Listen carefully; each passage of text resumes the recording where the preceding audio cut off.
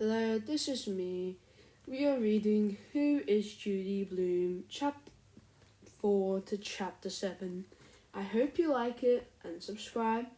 Let's get on to the reading. Chapter 4. Enter Margaret. Judy was anxious to write another book. She thought about how frustrated she had been by some of the stories she had read when she was 11 or 12 years old. She had looked for books about a girl who had the same questions and concerns that she had that age. She had never found them. Now she decided to write the kind of books she had always wanted to read. Judy wrote about many of the experiences and feelings that she had when she was 12. She didn't think about what other children's books were like and what those books weren't supposed to talk about. Instead, she said, "For the first time since I'd started writing, I let go and the story came pouring out. I felt as if I'd always known Margaret." The book is about Margaret Simon, an almost 12-year-old girl whose family had just moved from New York City to a new town in Jersey. Margaret has to go to a new school and make new friends. At the same time, she is struggling with questions about religion. She wonders about her changing body as she begins puberty. Margaret worries about fitting in with her new friends and whether she is normal like other girls. She worries about her feelings and what they mean. She is a 6th grader who talks to God about her faith, her family, boys, bras, and her period. These were all the questions and worries Judy had experienced when she was growing up, but no one had ever discussed them. None of these subjects were things that people just didn't talk about with children. They thought that subjects like puberty were taboo. But Judy thought they were important. She said, "I wanted to be honest, and I felt that no adult had been honest with me. We didn't have the information we should have had." The book was published in 1970. Margaret was a new kind of character for young readers. She wondered about all sorts of things, like when to start using deodorant. I don't use deodorant yet. I don't think people start to smell bad until they're at least 12. So I've still got a few months to go. This was a very different sort of story. The New York Times reviewed Are You There, God? It's Me, Margaret, praising it as funny, warm, and loving. The paper also named it one of their outstanding books of the year. When Judy's editor read her the review over the phone, Judy was so stunned that she fell over to her knees. She couldn't believe that something she had written had gotten such a positive review in an important newspaper. Are You There, God? It's Me, Margaret became more and more popular. Publishers had recently begun to put out pocket-sized paperbacks of their books. The paperbacks were inexpensive, usually less than $1, which meant that even kids could afford to buy their own copies of Margaret. More and more girls discovered it, and Judy began to get a fan mail from them. They told her they felt just like Margaret. They thought of Margaret as a friend. They felt that way about Judy too. For her next book, Judy thought it would be interesting to write about a boy and the challenges he was facing. Then again, maybe I won't. It's about Tony Milglone, a 12-year-old boy like Margaret's. Tony's life is changing. His family had suddenly become rich, and they moved to a wealthy suburb where they struggle to fit in. Like Margaret, Tony also worries about his body and his emotions. Making the move from little kid to teenager is not easy. Then again, Maybe I Won't was published in 1971. It also got good reviews. Now it was clear that writing was not just a hobby. Judy had become a successful author. Chapter 5. Fudge and Other Tales. Judy began to write as fast as she could. In 1972, she published 3 books. One was called It's Not the End of the World. It is about a girl who is struggling with her parents' divorce. In the early 1970s, divorce was becoming more common, but it could still seem unusual in a lot of places. Many children of divorce might not have known anyone else who had divorced parents, and maybe they sometimes felt alone and unsure of the world. Judy's main characters, Karen, had the same fears and doubts that many of her young readers did. After her success with Are You There, God? It's Me, Margaret, Judy explained on a short story she had written years earlier about a toddler who had swallowed a turtle. The story turned into a book about a nine-year-old boy named Peter Hatcher and his brother, 2.5-year-old Farley Durrell Hatcher, who insist on being called Fudge. Fudge is always getting into some kind of trouble. He annoys and embarrasses Peter, who thinks Fudge is allowed to get away with too much. Judy based Fudge on her son, Larry, and how he had behaved when he was a toddler. Many of Fudge's stunts were things that Larry had done, except he never swallowed a turtle. She wrote the book quickly. Judy showed it to her editor, who thought it was just perfect. She wanted to publish it right away. Judy was used to making changes and rewriting her books, or parts of them, several times. This was the only one that she got right on the first try.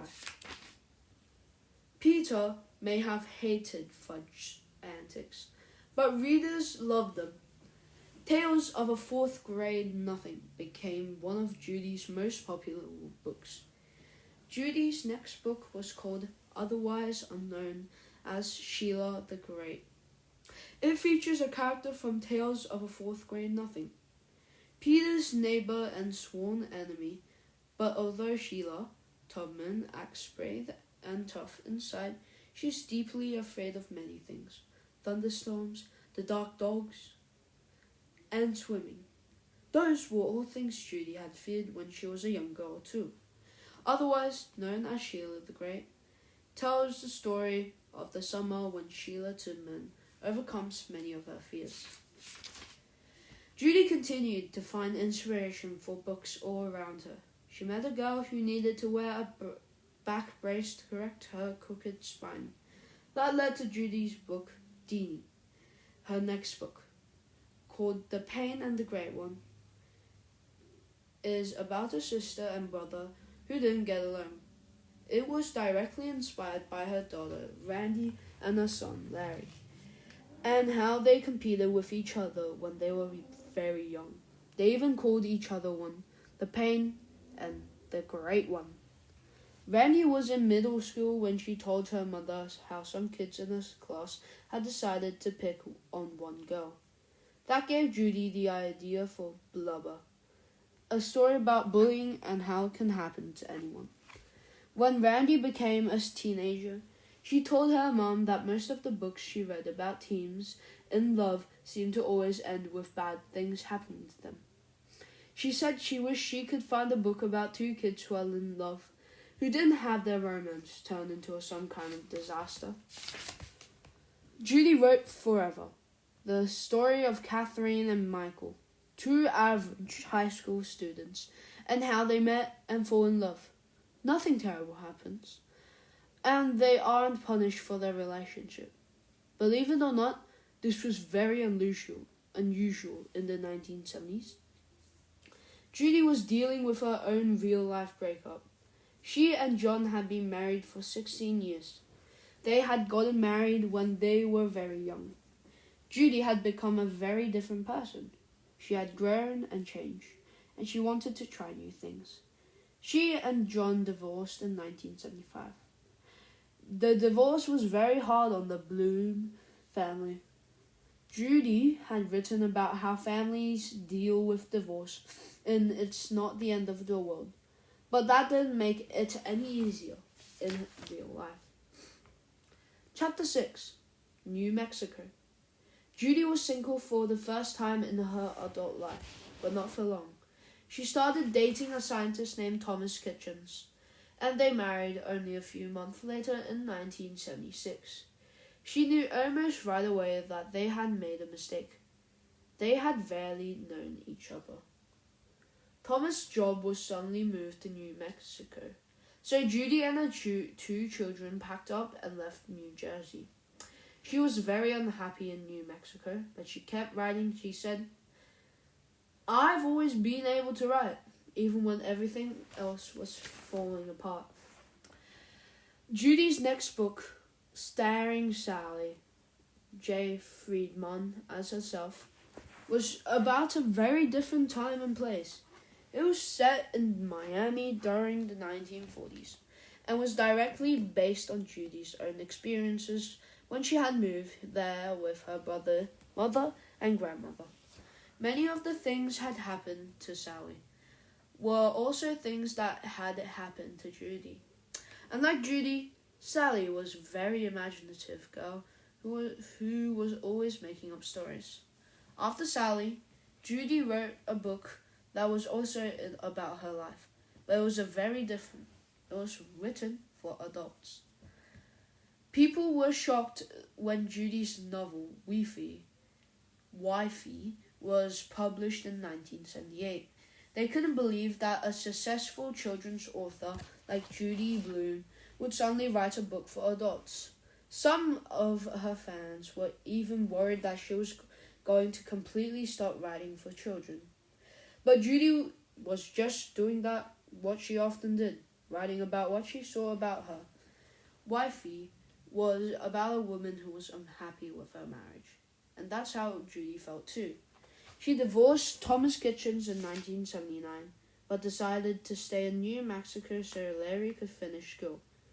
Randy had already left for college. Kids had been begging Judy to write another books about Fudge and Peter Hatcher since Tales of a Fourth Grade Nothing had been published in 1972. One day she suddenly thought of an idea of a book. What if Peter and Fudge had a baby, sister or brother? Judy knew that Peter would worry that he would have to deal with another embarrassing troublemaker like Fudge, and Fudge wouldn't even get into even more trouble, working hard to make sure he got attention. Super Fudge was published in 1980, and Judy's fans loved it.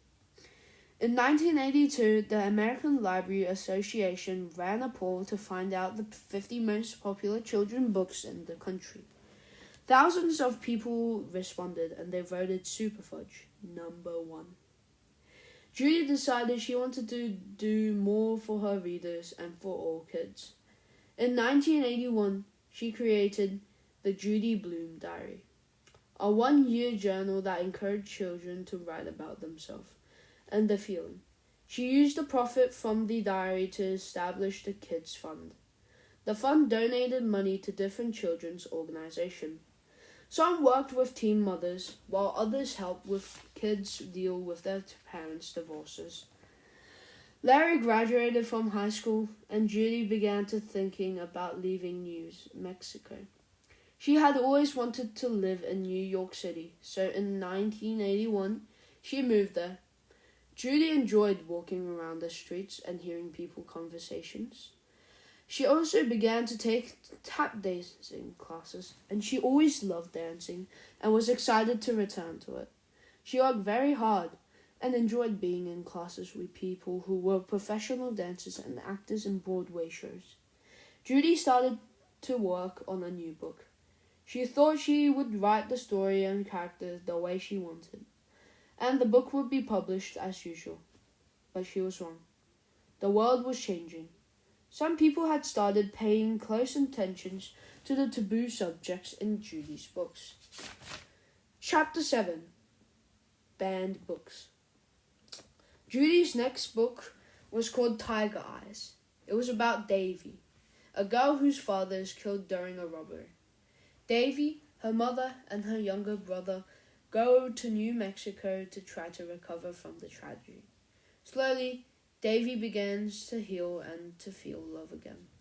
When Judy meets with her editor in New York, He was concerned about the section of the book where Davy talked honestly about her body and feelings.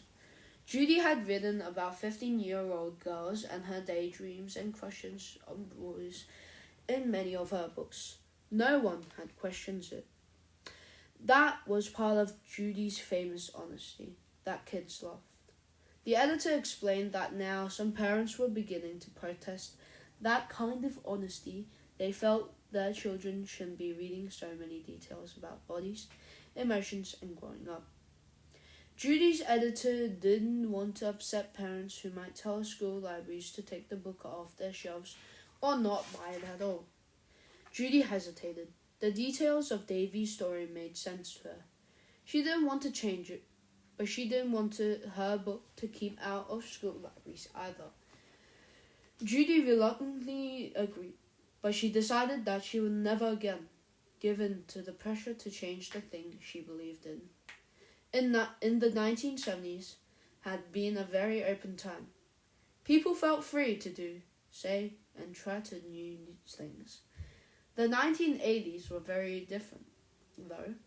The world was becoming more cautious. Parents began to worry about what music their kids were listening to and what books they were reading.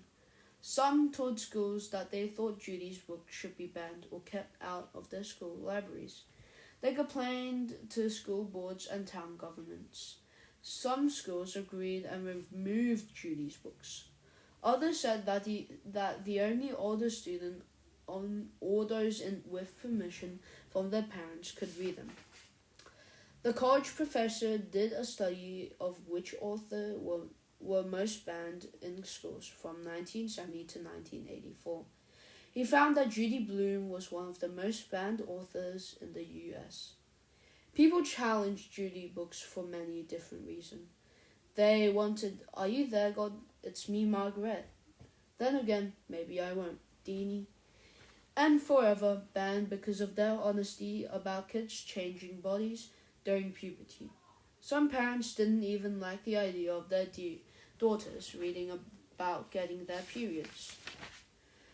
Other parents complained about a few curse words in It's Not the End of the World. They felt that blubber was dangerous because the bullies in the classrooms are not punished. Some groups just wanted all of Judy's books banned from their schools. Judy was shocked.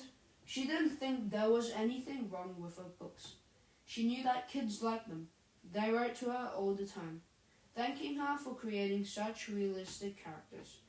She didn't believe in censorship, when people exclude things that are considered offensive, or banning books because of taboos. Judy was very frustrated. She later said, "This is America. We don't have censorship. We have, freedom to read, freedom to write, freedom of the press. We don't need to do this. We don't ban books." But then they did. Judy began to speak out. Other authors of banned books supported her as well. In 1982, the American Library Association, ALA, began to hold Banned Books Week every year to make people aware of the dangers of censorship. They published a list of their most frequently challenged, protested, and banned books and authors. The ALA felt that readers should make up their own minds. They did not want to be told to pull certain books from library shelves. Judy became active in an organization called the National Coalition Against Censorship, NCAC. The NCAC works directly with authors whose books are in danger of being banned. They help librarians or teachers who have lost their jobs for protecting banned books. They support legal cases to have court decision overturned so that banned books will be allowed in classrooms and libraries. Some parents joined their fight as well. They thought that their children should have the freedom to choose what they read. These parents sued school districts and sometimes their own towns to get the banned books put back in their libraries. Kids helped by writing letters or speaking at meetings, saying that they wanted their favorite authors and books back. Judy passionately believed that openness and honesty were good for kids, and that hiding information from them was bad. She worried about young readers who wouldn't have the right books to help them with their questions about life. She feared that some authors would now be too careful because they were afraid of being banned. Judy said, "But it's not just the books under the fire now that worry me. It's the books that will never be written." As always, young readers will be the real losers. Thank you for reading Who is Judy Blume? I hope you like it and subscribe, the OG stuff. I hope you like it. Out. Peace.